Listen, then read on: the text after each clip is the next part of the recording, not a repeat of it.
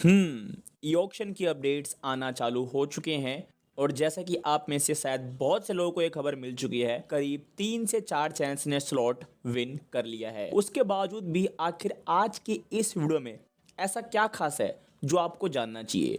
तो बस guys short में ही कहना चाहूँगा कि मैं आपको प्रीवियस डेज में ही बता चुका हूँ कि अगर आप ई ऑक्शन में आलतू फालतू की बातें छोड़कर केवल काम की बातें जानना चाहते हैं और अपडेट को एक न्यूज़ के रूप में पाना चाहते हैं बिना किसी बकवास के, तो डीडे टॉक्स की 50 वीडियोस मत देखिए, डीडेच कैटेगरी की 50 वीडियोस मत देखिए।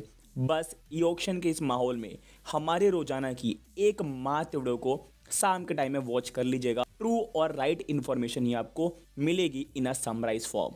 सो बिना किसी देरी के चलिए आज के मुद्दे को चालू करते हैं। तो फटाफट इंट्रो लगाओ यार। डीटीएच टॉक्स मतलब क्वालिटी कंटेंट।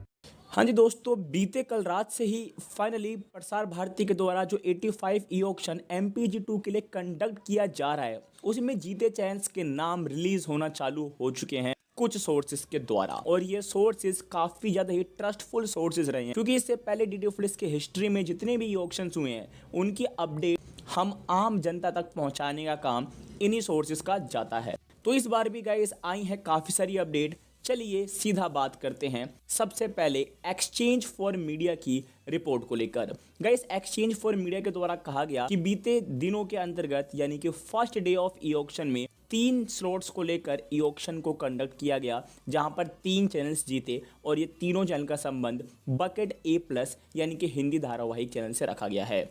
बात करें एक्सचेंज फॉर मीडिया के द्वारा रिलीज किए गए 3 नाम की, तो वो है सोनी नेटवर्क का सोनी पल, साथ ही में जियो स्टार का कलर्स रिश्ते और सन नेटवर्क का सन्नियो। आखिर इन्होंने किन बिड प्राइजेस पर अपने स्लॉट को विन किया है, उसके लिए मैंने आपके सामने इनका ऑफिशियल आर्टिकल पब्लिश कर दिया है। तो गाइस एक्सचेंज फॉर मीडिया का कहना है कि इन 3 चैनल्स ने बीते दिनों ई ऑक्शन में अपने स्लॉट्स को सक्सेसफुली वॉन कर लिया है। वहीं पर बात करें बेस्ट मीडिया इन्फो की, तो उनके द्वारा भी एज सिमिलर ही अपडेट आई, बस उसमें थोड़ा सा बदलाव था। जी हाँ दोस्तों, बेस्ट फॉर मीडिया ने सन नियो के ऊपर कोई कमेंट नहीं किया, पर इन्होंने कहा कि कलर्स रिश्ते, जी अनमोल और सोनी पल ने स्लॉट विन किया है।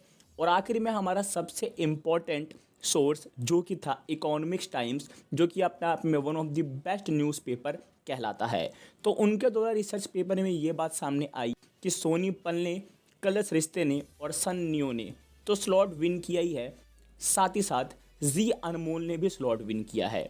साथ ही में गैस इसी आर्टिकल के अंतर्गत ये बात मेंशन करी गई थी कि सबसे पहले जी नेटवर्क ही ई ऑक्शन के अंतर्गत अपने चैनल जी अनमोल को लेके गया, उसके बाद ही बाकी बिग ब्रॉडकास्टर्स ने इस ई ऑक्शन में पार्टिसिपेट करके अपने स्लॉट के लिए बोली लगाना चालू किया। तो गाइस समराइज फॉर्म में मैं आपको यही बताना चाहूँगा कि आप इतना जान लीजिए कि ओवरऑल अब तक सोनी पल, कलर्स रिश्ते, जी अनमोल और सन नियो ने स्लॉट विन कर लिया है। सवाल रह जाता है स्टार उत्सव का।